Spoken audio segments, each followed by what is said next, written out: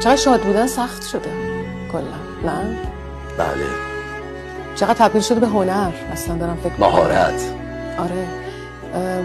چقدر تو این روزها اخیراً تو زندگیم رسیدم به این که یه تجربه عجیبی کردم که منو رسونده به این که با درد هم میشود زندگی کرد و کاملاً یک مهارته یاد گرفتن این که با درد زندگی کنی و چطوری و دوباره بشه خندید و بشه یه کمی شاد بود همراه با اون دردی هم که همیشه وجود داره، هیچ لحظی از بین نمیره. در جان و ذهن شما حجم اندوه چقدر؟ حجم امید چقدر؟ این روزای زندگیم خب مشخصا سوگوارم، حجم اندوه هم زیاده، ولی خیلی امیدوارم. میدونین به نظرم اندوه و رنج مانع امید نیست، راستش رو بخواین مسیره. مگه میشه که آدم تجربه کنه و رنج نکشه و درد نکشه و غم نداشته باشه؟ من خیلی لحظاتی هست که در اوج غمم، خیلی وقتا اندوهگینم، ولی خیلی هم امیدوارم، خیلی زیاد.